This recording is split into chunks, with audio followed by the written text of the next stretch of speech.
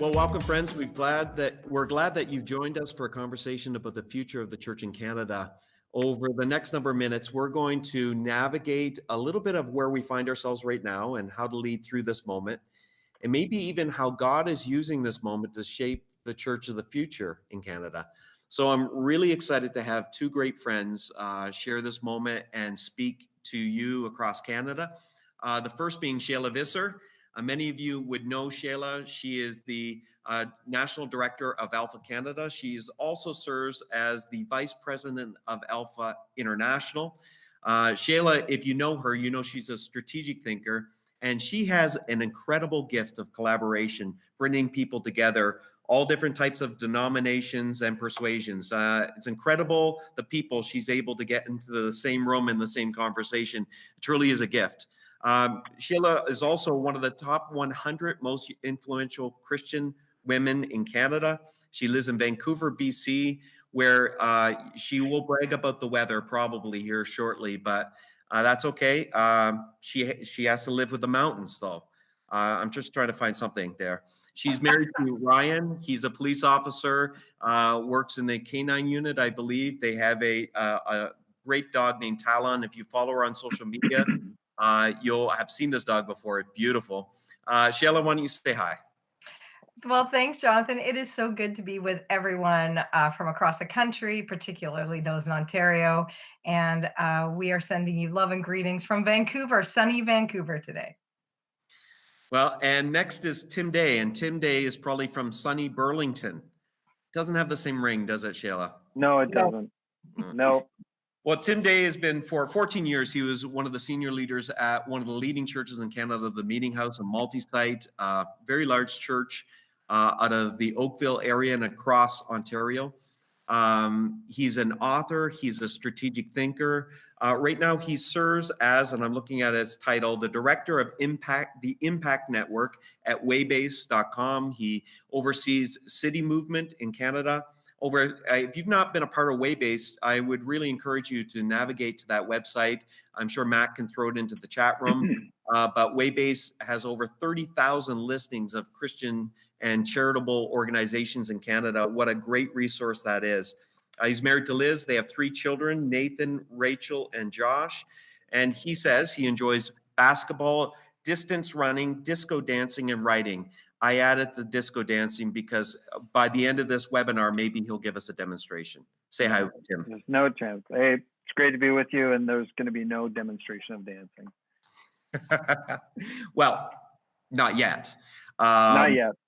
My name is Jonathan Smith. I've pastored in 3 provinces, Nova Scotia, Quebec, and Ontario. I've been a church planner, a lead pastor, and I'll serve more as a practitioner perspective as I give leadership to OneChurch.to here in the GTA area, a multi-site, multi-generational, multicultural church with over 70 nationalities. And we're here to help and here to serve. And I also want to introduce in our chat room, you're going to notice Matt Smith there. Matt is part of our directional leadership team at OneChurch.to. Every time I get a chance to introduce Matt, I love to introduce him as he's a professional drummer by trade, but he's a multi-instrument genius. He's a creative and a leader, and I'm glad to have his voice in the chat room, and he'll be voicing some of your questions. And if you're not in the chat room, make sure you sign in now so you can participate in the conversation. Matt, why don't you say hi? Hey, everybody. Loving how everyone's jumping in the chat room. We have a great number of people here. Let's be really involved in the chat room. If you have any questions or anything that you'd like us to bring to the team as they're presenting ideas, I'd love to be able to share it. So jump in the chat room. I'll see you over there. Thanks, Matt. Okay, we're set to have our conversation. And so we're going to start by looking at maybe the obvious thing where we all find ourselves right here, right now, in this moment. So, Tim, I'm going to direct the first question to you, actually. What have you been hearing and seeing in church world as leaders and pastors have tried to make the adjustments with the new reality of COVID-19? Thanks, Jonathan. And for the people listening, you probably can fill this list in as well as I can. This type of shutdown probably of the church has probably not happened, not just in our lifetime, but from a global perspective. I think we're experiencing something that maybe has never happened before. in history. And so the impacts are really wide ranging. I'm just going to run through a bunch that I hear again and again. The challenge to switch everything online. Some churches, particularly smaller churches, are just shutting down. Many are experiencing drastic reduction in their donations, and so they have layoffs. I've heard anywhere from 20% in one setting, 90% of staff or all pastors being laid off. A lot taking pay cuts if they are staying.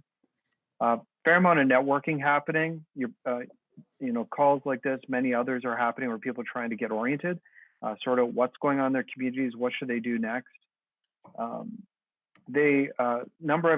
having said that, these type of networking calls, number of pastors, ministry leaders are saying how tiring they're finding it to live life on Zoom now, or on not being with people. And so there's some things that are very huge, like laying off staff, versus some things that are more emotional, that are impacting people, and they're realizing this is a very different life. If you live with a family, sometimes ministry leaders or members of our community can say, wow, this is actually amazing. We're having meals together. It's incredible. Where if you're single, it might actually be a very difficult time and feeling very isolated and kind of trapped in your own home. A lot of leaders are trying to sort out government subsidies. They're contemplating, how do they support their community? A lot of feelings of vulnerability, fear, uncertain about the future. Then there's others that are optimistic. They see this as a potential catalyst for change, that maybe the church will be kind of shaken down and woken up, and people will sense their need for God in greater ways as they feel more vulnerable and realize that so many things they're putting their trust in maybe aren't that trustworthy. And so, as I listen to people, there's a really wide range of impacts people are feeling. I would say, that try to assess it, I think it's almost like a car accident or some type of accident has hit the whole church, where we didn't see this coming. We didn't have a lot of forewarning that we were really aware of. And when it hit hard, and it hit really fast. Like the first week was just like, do we do services or not? Next week is like, oh, services are off. Oh, donations have dropped. Now what do we do? Now we're laying off staff. Are government subsidies coming? Wait a minute, Easter's around the corner. And there's just been so many things hitting them at once that for a lot of them, they're kind of almost like stunned, numb, coping. But all the impacts are just kind of dawning on them, and they're wrestling to get oriented. Okay, how do we navigate this for months, maybe 6 months? What if we don't gather again until Christmas? Like, how do we navigate these series of impacts as they all collide on us? Yeah, thanks, Tim. I know I've been saying to as many people as I can, and especially leaders, stop thinking weeks, start thinking months, and that will enable you to begin to think of years. And while years may not be defining of our physical gatherings, this is certainly a defining moment of where the church is going. And we have access at our local church here, which is, I've been thankful. I've had strategic conversations with economists and epidemiologists this last while, and they're saying at least minimum. First off, economically, it's sobering at times to talk to an economist about what the virtual impact of this is, and it's caused me to pray extra hard for provinces like Alberta right now. There are realities that are going to hit some of our provinces harder than others, quicker than others, and those economics are obviously have a trickle down effect to the church, and it's not just the economic challenge, but talking to an epidemiologist, as she began to share, just a fantastic, insightful, brilliant person, that 6 months is certainly a minimum. That we need to be prepared for as churches to be out of physical gatherings up to 18 months. And that you will likely see financial policy trumping public health policy at some point, no pun intended with the word Trump, but at some point where economically the engine of the economy will have to start going. But churches will be further down the list in terms of being able and enabling them to gather again, because it's not seen as an essential service in terms of the economic machinery of our nation. And we are capitalists, and you can see it south of the border, and you'll certainly see it north of the border at some point in time. Thanks, Tim, for that little summary, because I think you just identified where we're all at. Go ahead. I was just going to say too, Jonathan, I don't know if you've heard this, there'll be other types of things that impact our people, like anything related to large gatherings. Like you talk about people going back to work, that doesn't mean the entire economy will be reactive. Like I was thinking of sports teams and concerts. I know Live Nation, for example, has canceled all concerts until December. These types of things. So there's, you've really brought forward some really excellent points of thinking months and, 6 months, 8 months. Don't just think weeks at this point. Yeah. And I think I'll just add, one of the challenges at this point that both of you have mentioned is that many church leaders were trying to get through Easter, right? Like Right. the short-term crisis was get us through Easter. And now what I'm hearing and seeing and experiencing from other leaders, I myself am experiencing it, is just this, okay, now it's the marathon, where it felt like a sprint to get to the end of Easter. Now it's a marathon. What does this marathon look like? So I think your insights are very helpful. Yeah, maybe just jumping in to say, we tried as a local congregation here. We have an email set up here to help at OneChurch.to, and we've been sending it out. We're just helping people, even other ministries, just to stream their own gatherings better, how to figure out how we've been in this world for a couple of years as a local church before this ever hit. So there's a great team here of people that are able to assist you if you're trying to figure out finances. You can just email that email address. I'm sure Matt will throw it into the chat room. And it's just people that are, maybe we've had to navigate this in advance of this. So maybe we have some things we can help you with, and maybe just make some recommendations. I'll just throw that out there. Capitalizing on this, and just Shaila and Tim, because I do think mental and emotional health of our leaders is critically important in this moment. And what are you hearing about services availability, as well as how are leaders navigating this mentally and emotionally? Because I do think this will be a big forefront of ministry in the years to come, because this is going to exacerbate a lot of underlying problems that were already there. I think I'll say a couple things. The services that are available to leaders is incredibly wide and incredibly deep in terms of people being able to get, emotional and mental support during this time. We have friends and colleagues in Wuhan who, the mental illness that's coming out. Now, they were in serious lockdown compared to us in Canada, but there is mental illness that will come for people that have never struggled with it, just because it's so unsettling. And so I think we need to proactively think through what keeps us healthy. But I will say that I've been surprised that there's lots of practical helps out there. Tons. Like, if you want to know how to navigate a crisis, there's a lot of business leaders, Christian and not, that are going to tell you how you can 10 ways, 5 ways, things to think about. The medical profession getting their expertise out there, and all very helpful. I have rarely until this week heard pastor to pastor, shepherd to leaders, the spiritual care and concern. And so this week I heard this brilliant podcast on the Canadian Church Leaders Network. Jason Ballard interviewed Daryl Johnson, and it was probably one of the best interviews I've heard in the last month. One of the best leaders I've heard in the last month, who's really talking about spiritual well-being in a very deep and profound way. And I think we need more of that for church leaders, who they themselves need to be shepherded and pastored and loved.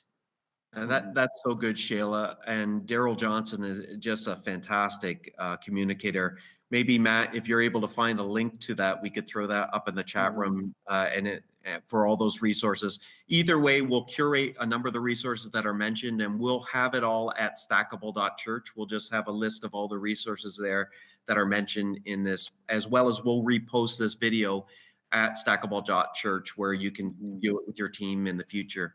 So Shaila, just because you're in the flow, let's move the next question to you, and it's more about the opportunities, because maybe even as Tim identified the challenges, there's a part of us that we're living it, so we get it. But it's good to hear the breadth of that.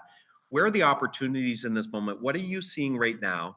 Because I'm always asking myself in these moments, how's God at work? Because I'm always assuming God's at work, no matter what the score looks like or what it looks like. So how have you seen God at work? Any examples of churches that are maybe prevailing or just really embracing this moment, and you're seeing God do some great things with great opportunities? You know what? In the midst of difficult times, God's always doing great things. And you just kind of have to have eyes to see and ears to hear and sort through the debris that's online and happening in your own home sometimes. But I would say one of the biggest encouragements is the increase in prayer, whether you're part of a 24/7 prayer movement, whether you're part of the Unite 714. I mean, there's just so many movements, whether it's at your local church or more globally or nationally or within your denomination. Intercessory prayer, the need for prayer, the desire to pray. And I've been surprised at people that I know and others, whether it's within my organization or a church, et cetera, where prayer has just increased. And I think that's a really healthy thing to have the church praying at a deeper level. So I think that's a wonderful um, outcome of what's happening right now. The second thing I'd say is that I'm seeing new leaders emerge, which I think is very exciting, that God has raised up people that actually were gifted and meant to really thrive in a crisis. They can do well where there are intangibles and not set answers. And those people within churches, within organizations, within businesses, they're really going to be the new leaders who are going to come alongside and help. And so many church leaders have talked to me about changing their leadership team at this point, because not everyone can pivot really quickly and not everyone can live in ambiguity. And so that's a second opportunity. But the one that I'm probably most excited about is mission. And that is both mission to the vulnerable in our communities and around the world, but it's also mission to the spiritually questioning. And so as I look across the country and I think, gosh, there is so many people that need help. And I love it when I see the church really take it seriously and get involved, not only encouraging their people to serve their neighbor, but also thinking about who are the organizations serving the most vulnerable, the refugees in our communities, the people that live on the streets in our communities. How can we come alongside those organizations more than we ever have before? And getting especially the young people to volunteer, because typically it was seniors volunteering in those places. They're more vulnerable to COVID-19. And so now engaging your young people in that kind of volunteerism is amazing. And then on the other side of the sort of the mission spectrum is the mission to help spiritually questioning people. I really thought from our vantage point at Alpha, I really thought, well, Alpha's going to go dormant for a while. Even though we can pivot and serve churches to run Alpha online, we thought it would go dormant. We are blown away, like truly blown away. First of all, by teenagers who are taking Alpha. They're digitally adept, right? They can just do it. They're taking it, running it online, and reaching their friends. Like some of them are running it twice a week because they're like, well, our friends are bored and they're interested. And so they're running Alpha for their friends online. We trained over 1,000 adults in the country over the last couple of weeks just to run Alpha. And I mean, we didn't expect it. And I'm just thrilled to see churches that are, for the first time in their church services, giving people an opportunity to commit to Christ and seeing responses. But then there's lots of follow up to do. And some are using Alpha, some are using other things or have homegrown programs. But I just love that the church remembers the missional impulse, which is to serve the vulnerable and to serve the spiritually questioning. And I just think that combination is powerful when it's underlaid with a lot of prayer. Sheila, just thanks for mentioning prayer, because I've heard this is a heartbeat of your life, though, in your spiritual life, and I think there is a moment. I'm calling it a little bit of a detox moment where maybe churches and others were being, and even leaders, were being leveraged off of props or budgets or other things, and we have an opportunity to lean into something like prayer in this moment and make intercession for our cities, for our communities, for our church family, all of that.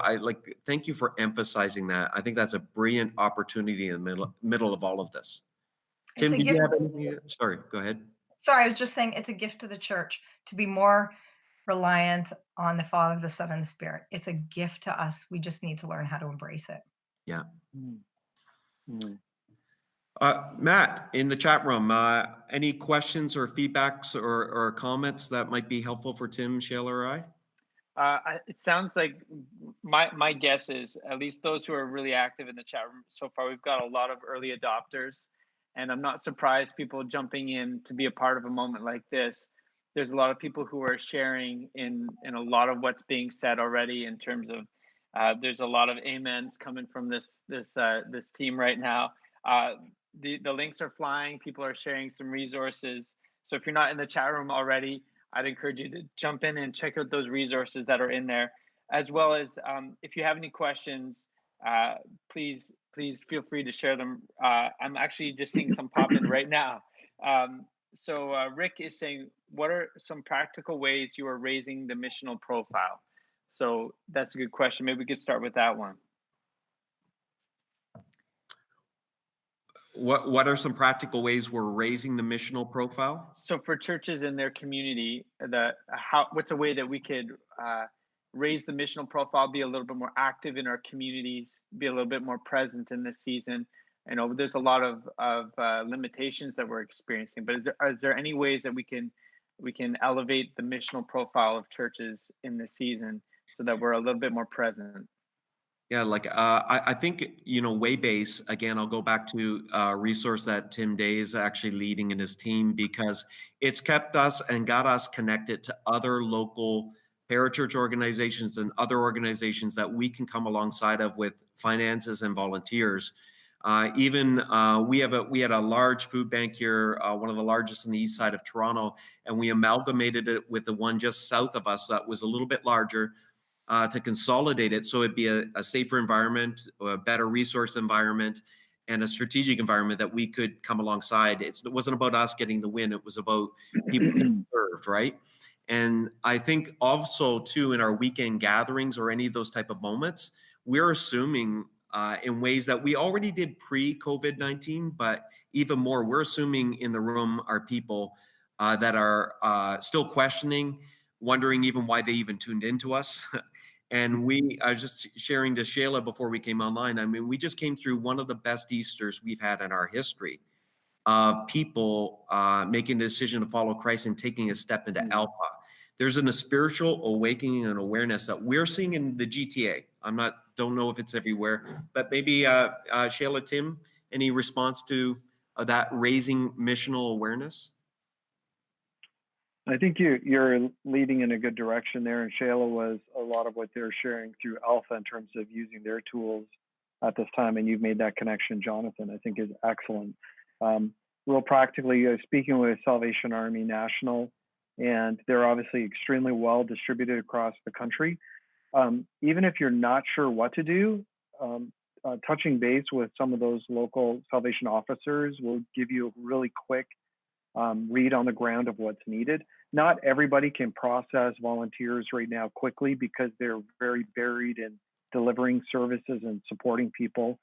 Let's say, for example, Salvation Army, they had to close down their thrift stores, which is a major source of income, while the needs went up substantially. And probably for a lot of our mission agencies, local city missions and food banks, the need has gone up incredibly, but their supply or their donations may have gone down. So, Jonathan, just what you've said, kind of look around your community, whether you use Waybase or you just Google it or you go through your church office who you're already partnering with, to do a check-in and ask. People will give you direction where volunteers are needed, where different supplies are needed. I heard somebody say real practically too, if you're in a where you live and seniors around you, people who may be shut in and not comfortable going out, just even dropping off a little card that says, I'm willing to get groceries for you if you need, and with no contact. If you email me or phone me at this number and tell me what you need, I'll just drop them off on your porch. Those types of things. I think Christians can be looking not just only to work through agencies, but if they happen to know people in their neighborhoods, churches could help mobilize that kind of sensitivity to the people right beside us. And That's so good, Tim. I'll add to that, Tim, too, is my church sent out a little PDF for everybody, and I'm not at a large church. And they sent out a PDF, and you put your name and your cell phone number, and then you put "I can help with," and they have all these boxes, like so you can check. I can pick up groceries, I can pick up prescriptions, I can mow your lawn, and even if you don't know your neighbors, I mean, so they had that so you could print it off at home and take it to a number of doors around your neighborhood. And I just thought it was brilliant because it was a way to say, even when you don't know your neighbors, and Vancouver's a city where people aren't out in front of their houses playing or getting to know people very easily. And so I just thought, wow, that's super practical because I don't know, aside from my immediate neighbors down the street a little bit, I don't know who needs help. And that's a practical way I can do it without actually even knowing them. I think that was a bit of a humble brag when you said mow your lawn. You just wanted Oh, to illustrate that Vancouver weather is so great that now they're talking about mowing the lawns, practically absolutely. fields there, right? Practically needing a tractor, right? I'm so sorry. I won't tell you that my husband's mowed the lawn twice already. Oh yeah, rub it in, rub it in. I used to love you, Sheila.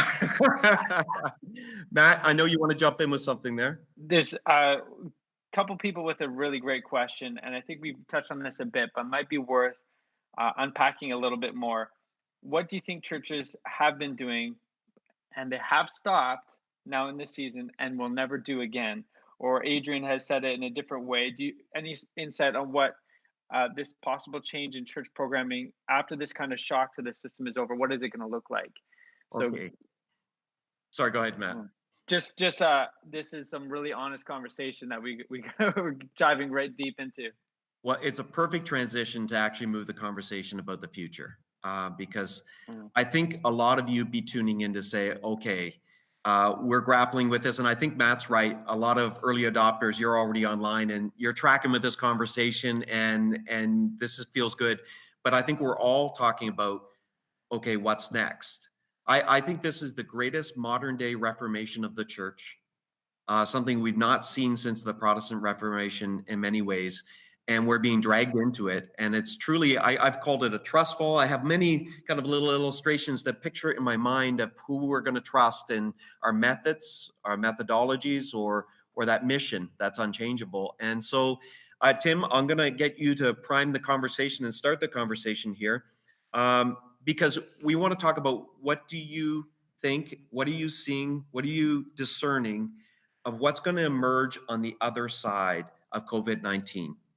What do you think we're going to look like? Maybe to the point of one of the questioners there. What have we been doing that we're just not going to be doing anymore? Hmm.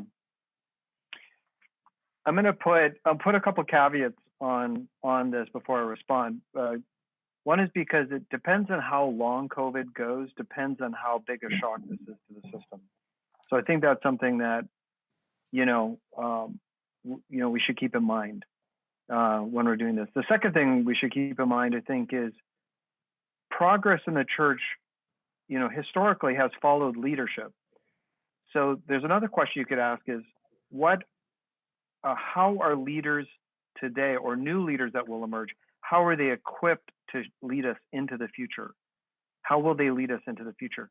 Because if leadership doesn't have a vision for where things should go, it is very easy for people simply to go back to what they previously knew.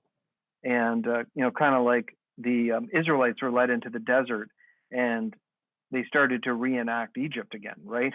They were fully out, they're fully displaced, but they wanted to go back to something familiar.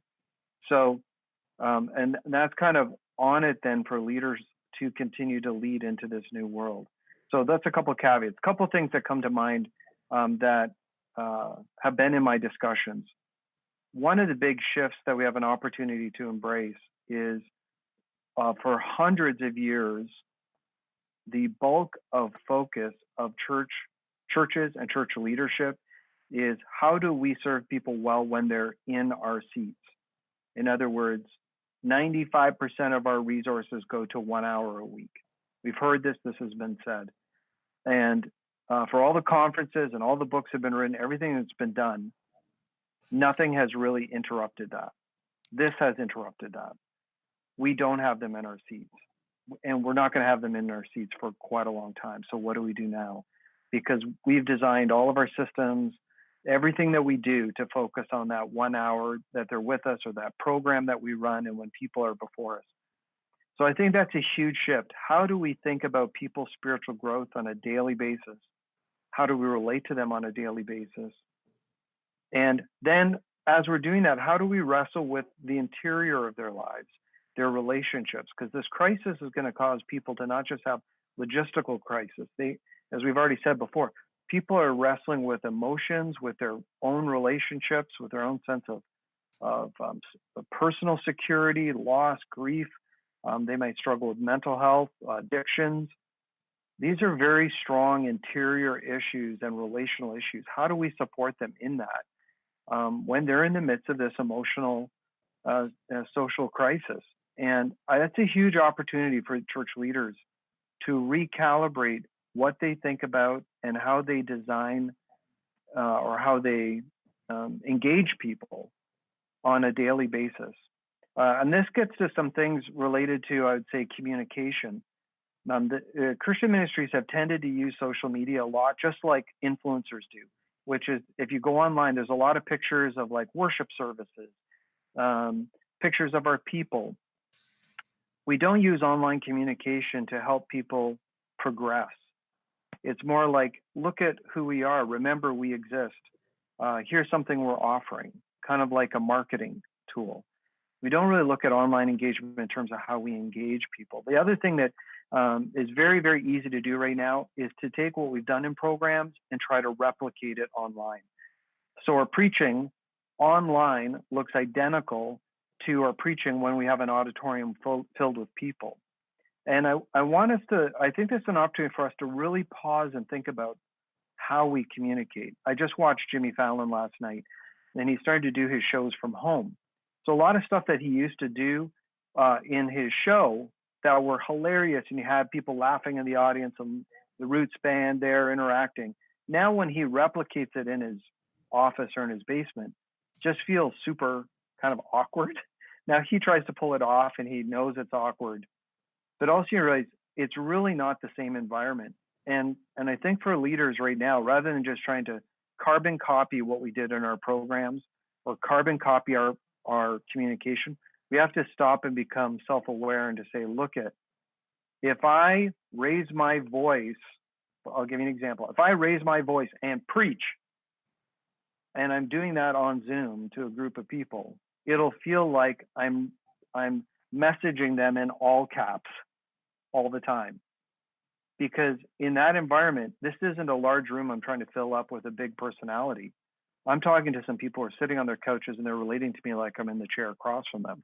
And if I use that tone of voice in their living room, that's going to be weird. You know what I mean? So I'm using that as a real practical example that we can talk about real programmatic shifts, but I think there's deeper issues related to how we relate to people, how we communicate, and how we journey with people. That through this time, we've relied on programs and very formalized kind of set ways of communicating and engaging people, that's all kind of been taken away from us. And we have to reimagine a new kind of part. One other thing, or a kind of a new way of engaging people. One other thing I'll mention, I think this is very important. The church has tended to live in a much more siloed way with society. In other words, our doors are open. We're here anytime you need us. Come on in. And when a crisis happens, one of the things I've observed is the community doesn't think it needs the church in a crisis. They may need God and they might go searching around online for services and to connect, but they don't think they necessarily need the church. And I think that's an opportunity for to say, back to the other point, if we're more engaged now, can we learn ways to be engaged in our cities? Can we have stronger city networks? Can we be more active, more aware of how our world works, more aware of the challenges that are going to face our world in the coming years, so that we can be participants in community and embody Jesus in those moments and in the lives of our neighborhoods and our workplaces. And again, I think this is a paradigm shift time, Jonathan, that you're talking about. If we embrace it, if leaders can help guide us and be led by the Spirit of God into this space, we're really talking about a fundamental shift of focus, how we communicate and what we see our mission in the world is. Because we have the opportunity, we may not, but we have the opportunity to detach from basically loading everything that we do as a church into our program buckets, because we've lost those as the thing that we can offer people. Tim, you said a lot there, and I know there's some questions flowing into the chat room on the backside of this, but I think this is why in this moment, I'm not excited about what our culture and world is dealing with right now, because it's tragic and it's terrible. COVID-19 is not a gift from God. It's terrible. But I am incredibly excited of how refining this will be for the church. And I do think that we have the opportunity to be actually stronger on the other side. I really believe that. I do think apathetic, non-engaged local churches that have not been effective for years, I think they will die in this process. I think this will be a part of the cleansing and moving forward. And it has nothing to do about the size of a church. It truly is to do with the missional engagement of the church and the spiritual vitality of a local church. And if it's dependent on, and I think many of us as leaders who've led local churches, I think I see a lot of you online, you put so much into that hour and 15 minutes on Sunday morning, or for us, we have a Saturday and 2 Sunday mornings. You put so much into that. And now social media even, and I love your distinguishing between marketing and I think content, value added content through the week, that we're involved in the spiritual formation of people's lives. And we can't lead people where we haven't been. We know that as leaders. And if that's not something that's flowed out of us and is not something natural to us, it's going to be difficult to build towards that. So I think I'm giving Matt enough time to just curate a couple of really good questions here. But Shaila, did you want to jump in on the back of Tim there? I just wanted to jump on what you just said on top of what Tim was saying about you cannot lead your people where you've not gone. I think we cannot underline that enough right now, that there is an opportunity for refinement for the spiritual life of the leader. Yes. And your prayer life won't look the same as it did pre this. Your Bible reading will likely not look the same. You might not even go to the same places to learn so that you can preach and teach. I mean, the reality is the spiritual life of the leader is of the utmost importance in this time. If we are not attuned to the Spirit, walking with the Lord deeply, no one knows where to lead. The Father knows where to lead us, but no human can tell us where to go. Yeah, I love this. We know this. We speak this. We say it all the time. You know, God works all things together for good for those who love them and called according to His purpose. That there's a sense of trust in God. He knew this was coming, and if we will listen and be attuned to the work of the Spirit and His voice, I'm confident that He's going to help us lead through this. Now, I will say this to everyone listening online: you need to be following Shaila and Tim on social.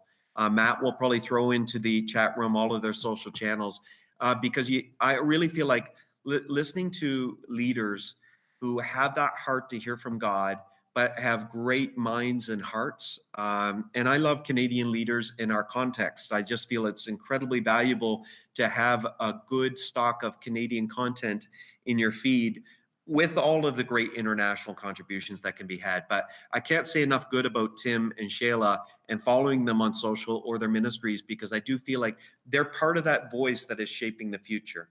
So That's very kind, Jonathan, and perhaps overstated, at least from my perspective. I think Tim's amazing. Okay. We're all mutually, we love each other. blah, blah, blah, huge blah, respect. Something I was going to add, though, to keep building on this, and this comes from conversations with a bunch of leaders in this time. There's a lot of, and we mentioned this before, a lot are feeling very vulnerable. And when you're in leadership, it's hard to stand up and for most leaders to really talk about that, or to find a safe place to process that. And what qualified us to be good at leadership when the game changes so dramatically, leaders can really wonder, am I good at this? Like everything, the rules have all changed, which then makes us feel vulnerable. And then this is to your point, Shaila, taking that vulnerability to God and to a few trusted friends, and to give the space and time to allow God to get close and re-engineer our lives. Because it is, I do really think a very programmed approach to life tends to make us more performance oriented, more about the externals and how we present. When that's all taken away, you're left with your internals and what's going on in the interior of your lives. And I think leaders going into those places with God where they wrestle with that and allow God to speak to them through the Spirit, through Scripture, to retool, will also make them ready to serve people who are wrestling with these very intimate, very internal parts of their lives. And so I just want to underscore what we're saying. It's easy to try to fix the logistical side or just put everything online, and we kind of miss the true opportunity here. Most deep reformations were not about programs. Reformations are about a renewal of the essence of the kingdom of God in us. It's the renewal of the essence. And I think that's what the opportunity is for the church right now. Well, Excuse me. That's fantastic. Matt, do you have a couple questions there? Yeah, some great interactions here. I love what you're sharing about your own contexts and how you're using the tools at your disposal. Two great questions here. One from Mark. He is asking, how do we invest in spiritual well-being of people? So this is following up on what you were mentioning, Tim, and even just what you just said about how the internal reformation is kind of how things tick up in what God is doing in a community. So great question to start us out there. Any thoughts on that? Yeah, I do. I think in terms of what to talk about with people, there's a fair amount, like this.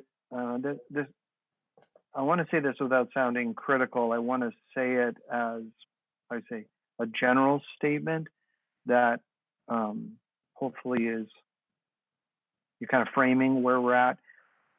A fair amount of preaching historically has, I would describe it this way, has been, here is the high calling of Christ. Now let's all try harder.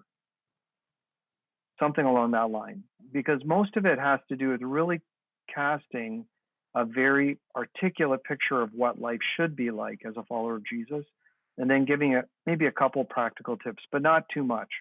It really is just, hey, this is what we're aiming for, people. Let's go for it. Maybe motivationally, or maybe it's come forward to the altar if you want, and we'll pray for you, something like that. I think in this moment, to help people where you don't have a extended worship time, you don't have a service, you don't have all the stuff that is baked into a meeting, you have to think through more carefully. Okay, how do I want to talk to people through the course of the week about how they're doing emotionally? How do I want to talk with them about their mental habits or where their thoughts are going? In Romans 12 talks about renewing the mind, Ephesians 4. If you read through Ephesians, you'll see that Paul is very articulate through the book of Ephesians about, let's say the prayer at the end of Ephesians 3 about being rooted in the love of God, about renewing the mind, replacing thoughts. How do we talk about these things? How do we talk about repairing relationships? Where we might need to go in and say, I'm sorry, how can I make this right? So I think when we're talking about walking with people through the course of the week, whether that's small groups that get together in home churches and talk, and then people check in with each other, they're maybe doing a Zoom call and then check in with each other, or you're providing kind of like a 40-day spiritual adventure online of how to grow together in community. However you want to kind of define that content that Jonathan's talking about, that the thoughts for the day, or here's something to work through this week, that when we're doing that we're really thinking through steps people can take in their daily life, in their present context, using illustrations of what people may be experiencing in their lives, and then giving them, some biblical guidance or some spiritual wisdom. Okay, how do you work that through? Um, it becomes it in a crisis, what people need, and their whole lives have been, kind of set upside down. What people need is very practical guidance. Okay, how do you sit down if you're frustrated with your spouse over finances, or you're frustrated with the person you're living with because you're just on top of each other? How do you sit down and have that conversation and work it out and set up new boundaries? Maybe you're feeling afraid. You've gone to the grocery store and you realize you actually are feeling your heart racing. You're feeling anxious. You can't go to bed at night. Okay, how does God meet you in this moment? How do you find your security in God? What scriptures can you read? What can you pray with another person? How can you pray with another person? How can you work that through? So I'm just giving this as an illustration. Sorry, I've got a frog in my throat. That as church leaders, this is a real time for us to think through how we do that kind of work through the course of the week, and think about it more in daily chunks rather than just one big feast once a week in a great sermon. It's more like, can we provide some curriculum to our small groups? Can we provide some things that they can do on a daily basis that supports them in their spiritual growth on a daily basis? On the backside of that, Tim, I really, just speaking as a practitioner involved at a local church, trying to do just this, the humility it takes to ask for help is critically important. Mhm. It's okay. None of us are experts. We don't need to be experts. Thank God for experts. But I find we have created a culture where leaders look and borrow and take and don't dialogue because they don't want to admit that they needed help along the way. Listen, we don't need that anymore. Those walls can come down. I think we need to walk towards it, ask for help, be humble. Can you backfill here? Don't worry about the credit piece. I think a lot of those walls need to just come down. We don't have to be the one-stop shop leader. Mhm. But you're a curator, though, also for your local community. And I'd say this too. The problem with borrowing everything is sometimes, what's the Spirit saying to your people, your Mhm. your church, your spiritual community, and others? Uh, it doesn't mean you don't. Every one of us borrows. We borrow from the Kellers of the world and the verdicts of the world, whatever your stream is. We all borrow and we kind of curate. But part of that creative process is putting something together that is for your people, for your moment, for this Mhm. community. And that's the difficulty when you borrow carte blanche, as opposed to being humble enough to ask, to participate, to listen, to borrow too, and curate it really well. So I just say that to leaders because I know what it's like sometimes to feel like when everyone's looking to you for all the answers. And it's really Mhm. nice and empowering to say, I don't know, I'll get back to you. And to pick up the phone and contact someone and get those answers and be able to move together in community. But Matt, I know you got Yeah. some feedback here. Yeah. So just one question that I think ties right into what you're saying, Jonathan, about being vulnerable. So Tammy is asking, what are some ways that you see leaders connecting and being vulnerable with each other right now?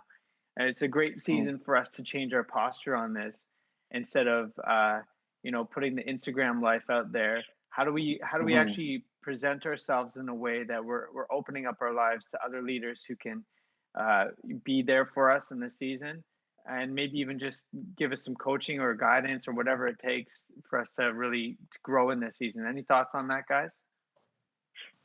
There are a number of gatherings, I think, that are starting to happen where people are being pulled together across the different church traditions too. It's not just like, oh, all the Mhm. Pentecostals or all the Baptists or all the Anglicans gather. Even though that's happening denominationally, I think what's interesting is these the Mhm. tradition gatherings that are happening where they are learning from one another, being humble with one another, Mhm. and listening to one another and learning. I know that some conversations I've been in with a broad range of pastors, what they're learning from one another is Mhm. fascinating, right? They're pivoting quickly. Oh, I heard this from 3 church leaders. I'm going to try this Mhm. next week. And I just think that putting yourself in a place with your peers to learn with them is very important because they'll learn something you can take, you'll offer them something. And so I think in any gathering, we have to wear two hats, teacher and Mm, learner. And if we wear mm, these two hats, teacher and learner, then we're going to get the best from our peers and our friends mm, and be able to give great things away. So that's what I'd say. Get mm, into a group of your peers and then just decide, I'm going to be honest. And mm, mm, truthfully, as a leader myself, the people that are the most honest with me give me permission to say, gosh, this is hard, or I didn't realize this would look in this way. mm, And that's necessary. If you as a leader don't have a safe place with other mm, leaders who understand what you're sort of going through, that I would consider a worrisome thing. mm, Find people, whether it's 2 others, 3 others, or 10 others that you're gonna gather with, whether it's once a month, once every few weeks, just so you can find a safe place to learn and be a teacher. mm, mm, I think, and Tim, you might be able to speak to this, and this is not a critique at all, but I do think if you're looking for that type of leadership and connection to just come from your denominational leadership, a lot of it is led by our boomers right now, and I love our boomers, but I would say this, that you need to really become attuned with cross-tribal communication skills, because we need other voices in our lives. And I don't think that denominational leaders in their structures and the way they're set up and stuff, that they're necessarily the most fast or flexible structures to be able to speak to the type of backfilling and support that you might feel you need in the trench at this time. And that's why I do think that piece of humility, and I like how you said that, mm. Shaila, learner, teacher, in a room. I know I'm stealing it from someone. It's probably Andy Stanley or someone like that who said, to remind yourself as a leader, you're always, when you come into a room, you're not the smartest person in the room. And it's really important that we posture our hearts that way to be able to create the type of community that we actually need. Tim? No, yeah, really good thoughts. Something else I'll throw in, and this is in terms of being self-aware. When, if you feel vulnerable as a leader, for those leaders that are listening right now, something to be aware of are things where your fear of maybe losing your job, something not going well, something getting a lot worse. It's very easy to unconsciously do survival, like start doing things to basically try to survive, and that at times can be, in the moment you kind of rationalize, well, I'm going to do this to, um, you know, take this opportunity to make something positive happen. But really what's underneath it is a bit of a survival instinct. And I've seen this, we want all leaders to be humble and broken and open before God. But this is also a time when people feel very vulnerable. They can also become competitive in ways they don't realize. They can try to consolidate things around themselves, consolidate people around them to say, I will be your solution. Or, you know what I mean? That they try to gather the attention around this, and they don't even realize that unconsciously it's a bit of a survival mechanism kicking in. And so when you're doing that, that's something for you to be aware for yourself, but also not react to other people, where you may not see the best behavior coming out in a moment, or you may think, oh, that was a waste of time. Why did you try to get me to do this thing for you, or whatever?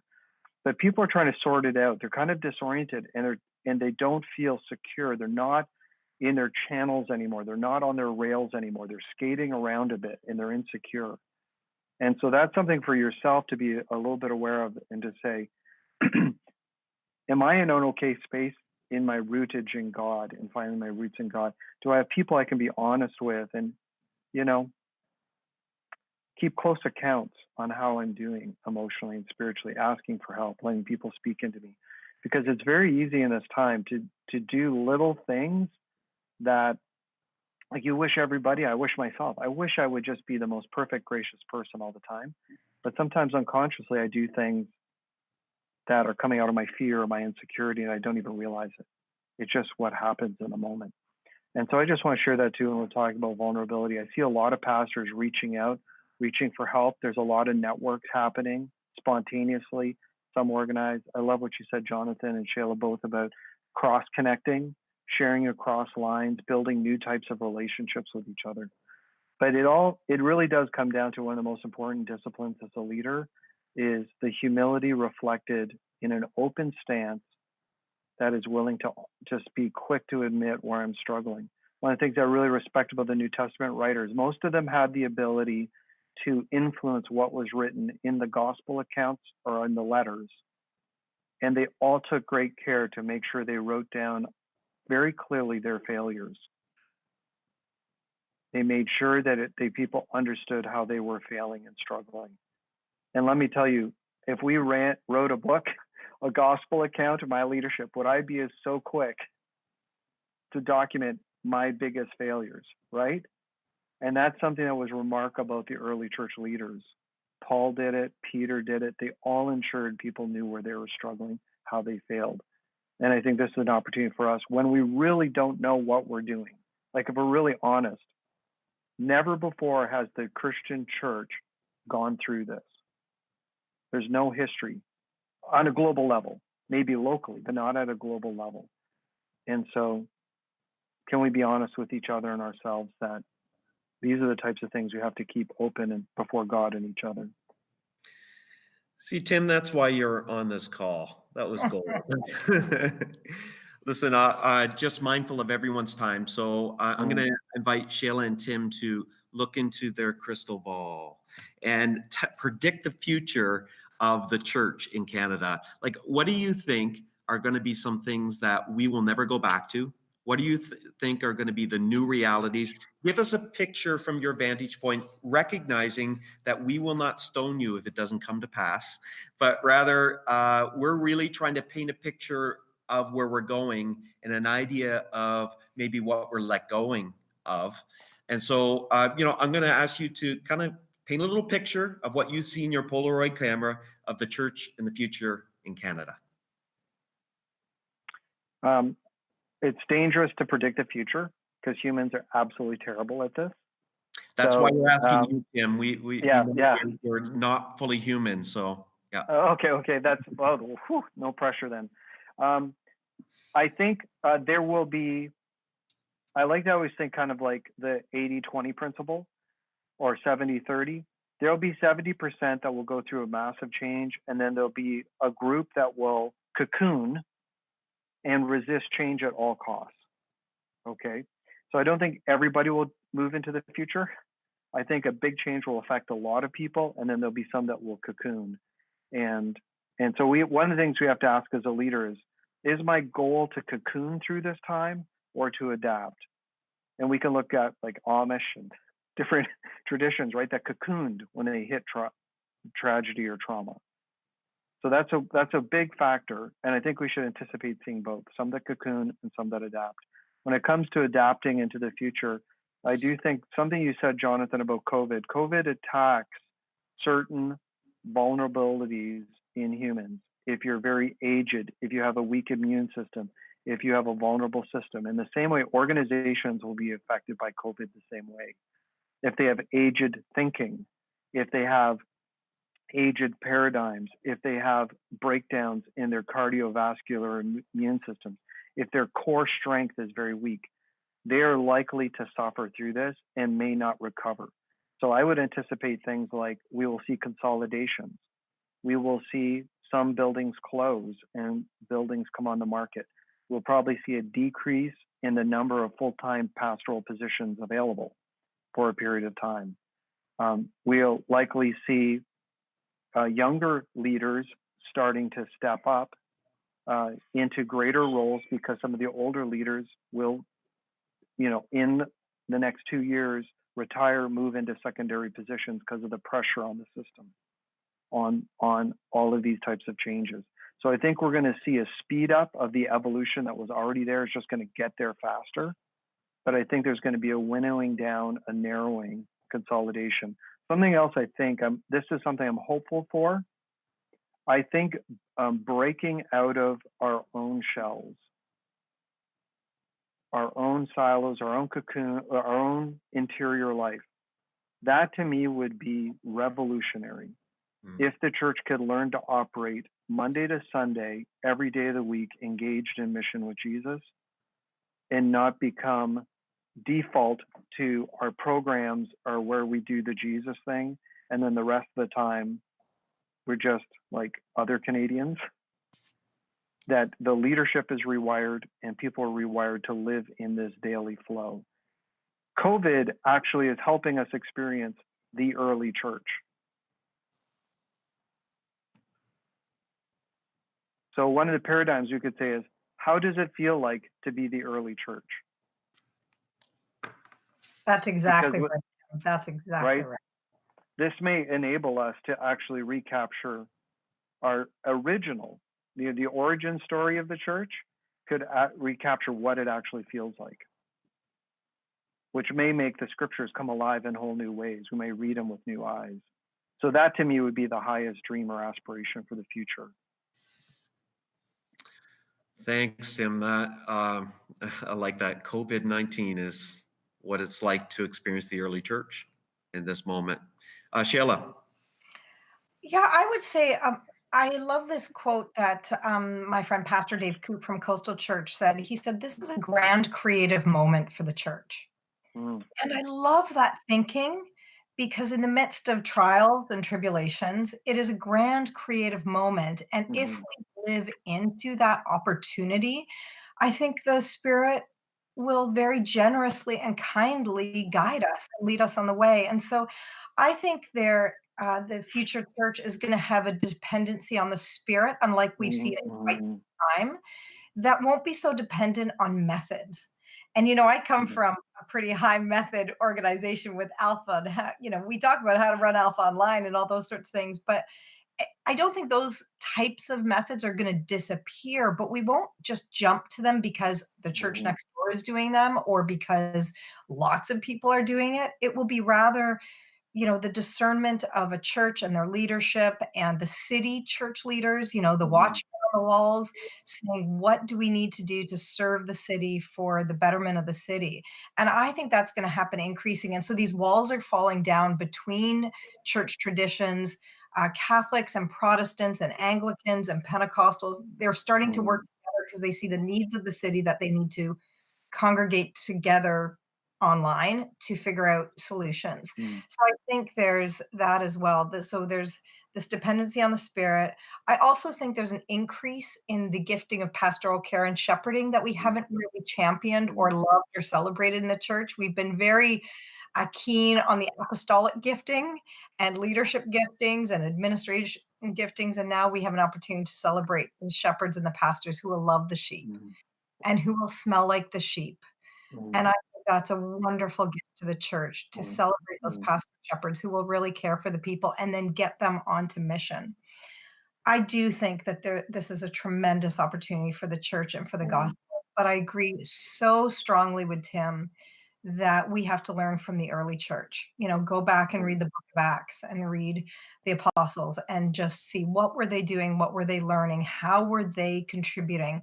And if I could underline one thing, if the church thrives at the end of this, it will because they loved well. They loved well. And so if we look at the early church, they love the vulnerable, they love the spiritually seeking, they love those that were different from them in every way, politically, ethnically.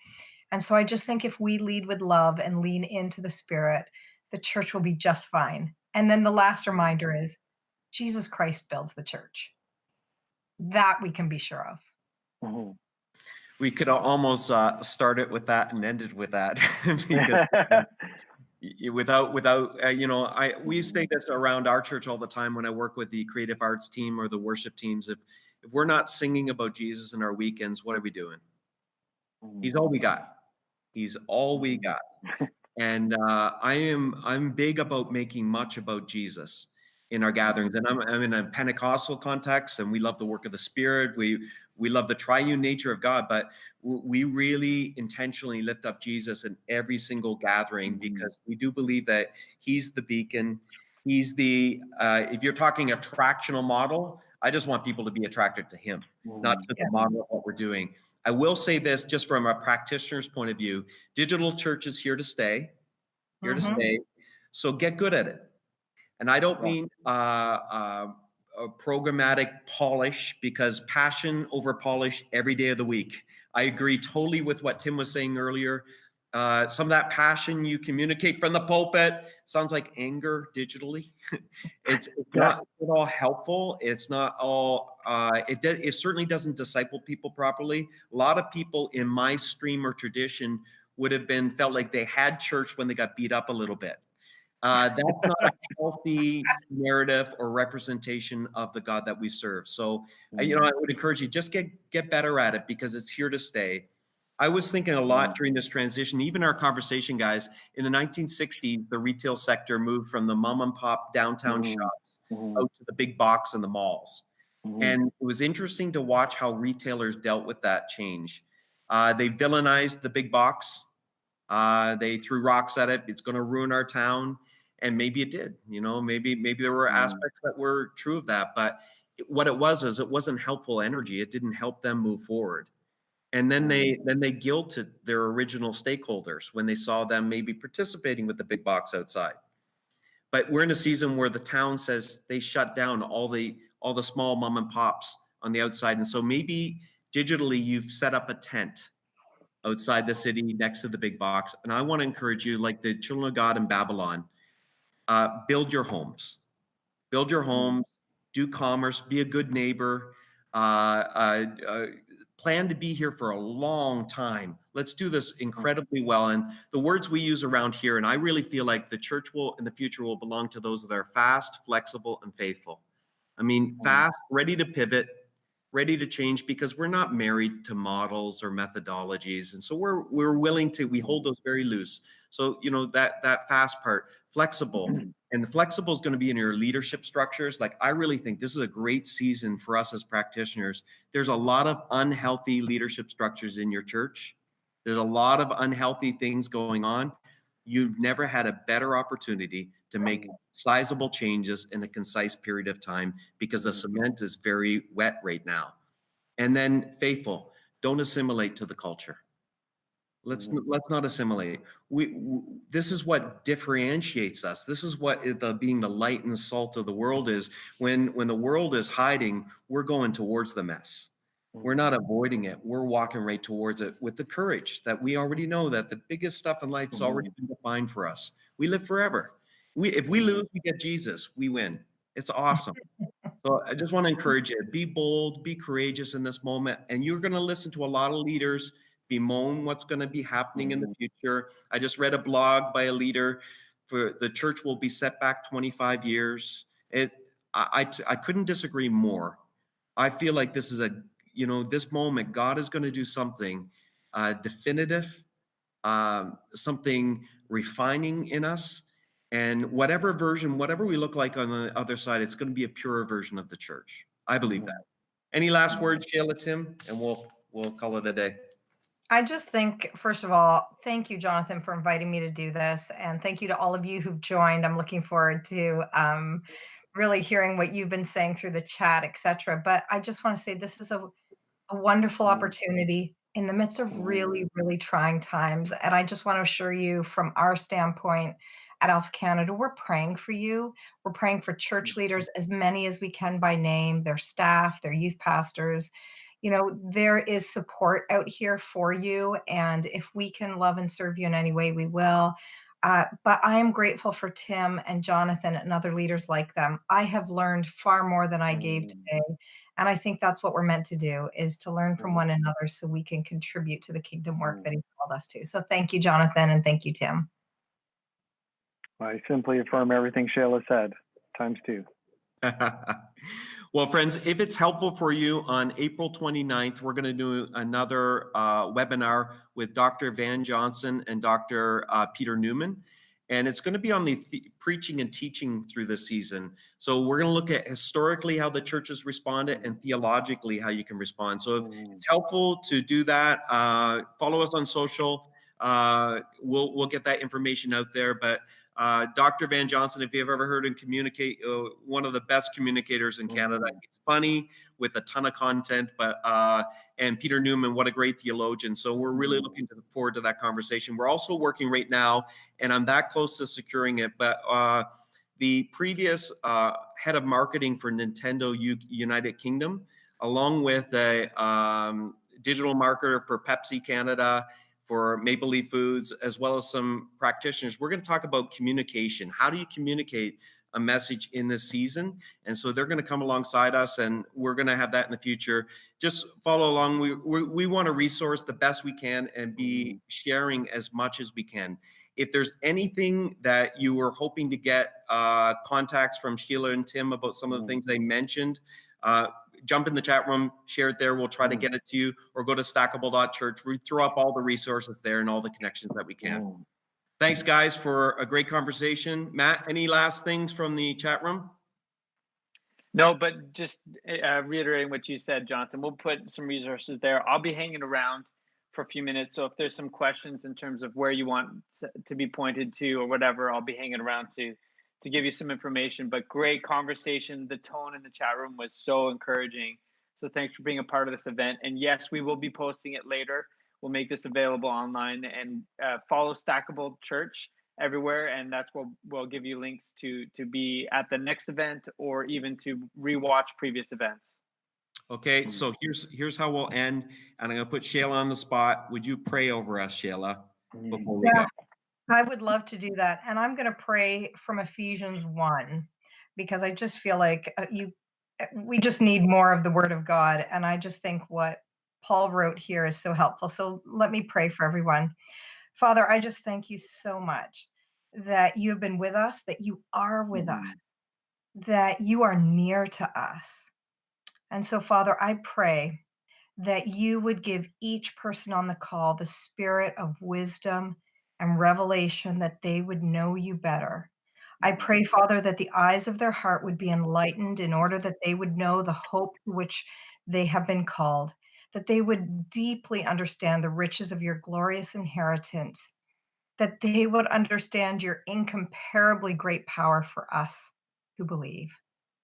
Father, thank you that you have given everything to Jesus, and he in turn has gifted it to us through the power of the Holy Spirit. And we pray now, come Holy Spirit, transform our hearts and our minds, renew them in Christ Jesus, so that we may love and serve in the places you've called us to be, in our cities, in our communities, and in the world. And we ask this in Jesus' name. Amen. Amen. Well, thank you everyone for joining us. Thank you, Shaila. God bless. Thanks. God bless. Bye, Matt. Bye. See you later, guys.